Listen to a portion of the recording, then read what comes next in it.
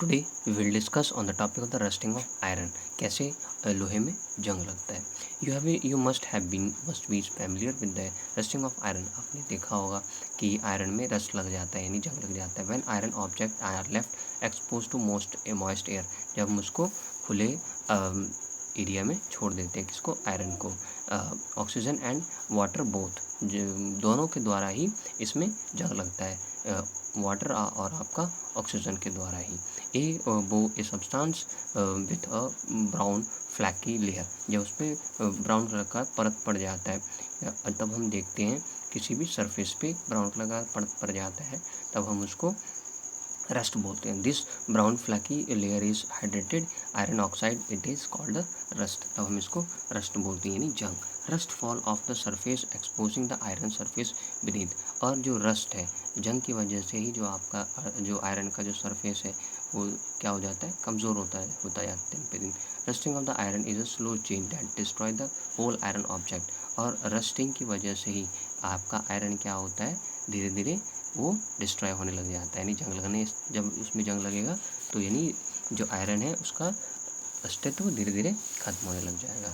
Iron is an important metal, और जो iron है बहुत ही इंपॉर्टेंट मेटल है। कैसे? It is use to making bridge, car, ship, trucks, gates, benches and various other useful material articles. और ये सारे बहुत सारे जो मटेरियल्स हैं जो हमारे किससे बनते हैं, हमारे आयरन से। Every year a lot of monetary loss, हमारा हर साल जो लॉस होता है due to the damage of iron articles by rusting, और रस्ट लगने से, किस चीज़ में, हमारे आयरन में।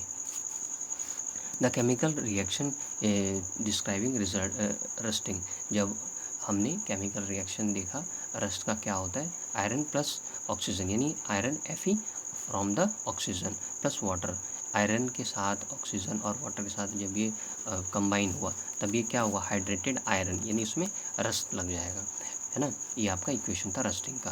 कंडीशन नेसेसरी फॉर रस्टिंग, क्या कौन कौन से कंडीशन है, नेसेसरी कंडीशन है जब उसमें रस्ट लगता है। दो कंडीशन है जब रस्ट लगता है। फर्स्ट है आपका प्रेजेंस ऑफ एयर, जहाँ पे एयर भी प्रेजेंस होता है, और दूसरा प्रेजेंस ऑफ वाटर। तो चलिए हम जानते हैं कि प्रिवेंटिंग ऑफ द रस्टिंग, कैसे हम प्रिवेंट कर सकते हैं रस्टिंग से।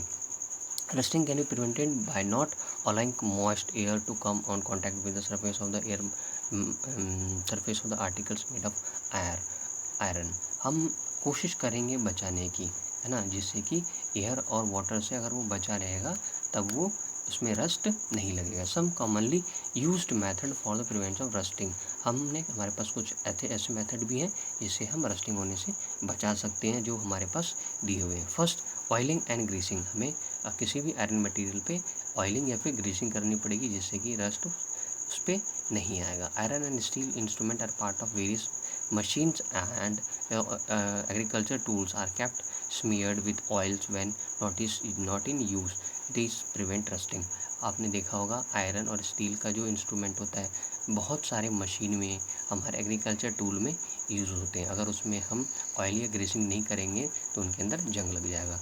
नाउ नेक्स्ट है painting. Iron grills and gates are often painted to protect them for rusting, और आयरन गेट को आप क्या कर सकते हैं, पेंट कर सकते हैं जिससे कि रस्ट होने से बच सकता है, यानी उसमें जंग लगने से बच सकता है। Painting the metal surface prevent it from coming in the contact with the moisture and oxygen present in the atmosphere, और जब क्या होगा, आपका आयरन मटेरियल का कॉन्टैक्ट किसके साथ होता है, ऑक्सीजन या फिर आपके वाटर के साथ, तभी क्या होता है, उसमें रस्ट लगता है। अगर हम उस पर पेंटिंग कर देंगे तो क्या होगा, उसमें रस्ट नहीं लगेगा। नेक्स्ट है third, galvanising, coating of iron object with a thin layer of zinc is called galvanisation.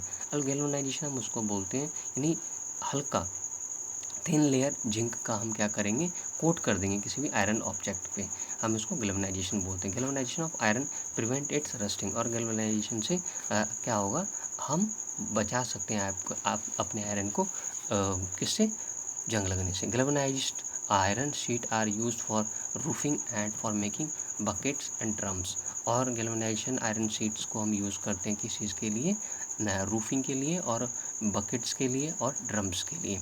Now next step, fourth, electroplating. Rusting can be prevented by electroplating any corrosion resistant material such as nickel, chromium, or etc. on them.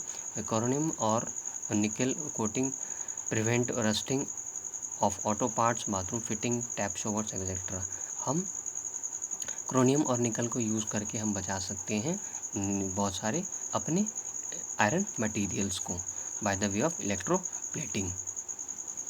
Now next step, fifth, alloying. Certain metals can be made or corrosion resist when allowed with other metals. कुछ ऐसे भी metals हैं जो खुद भी resist यानी rusting होने से अपने आप को बचाते हैं. जैसे stainless steel with which is corrosion resist is made by alloying iron with nickel and chromium. यानी स्टेनलेस स्टील के साथ अगर ये आपका निकल या क्रोनियम होता है तो ये अपने आप को रस्टिंग होने से क्या करते हैं, बचाते हैं. Now last point is tinning. Tin is used for making containers. आपने देखा होगा टिन जो यूज़ होता है आपके बड़े बड़े कंटेनर्स में यूज़ होता है.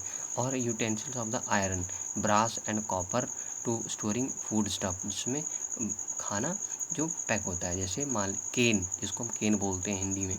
The can used for packing ghee, oil, milk powder are made from the tinned iron sheet. और ये सारे आयरन शीट के बने होते हैं जिसको हम टिनिंग बोलते हैं. जिसमें जैसे दूध का डब्बा, जो बच्चों का दूध का डब्बा आता है, जैसे ऑयल है, घी है, वो डब्बे में आता है. किसके? टिन के डब्बे में.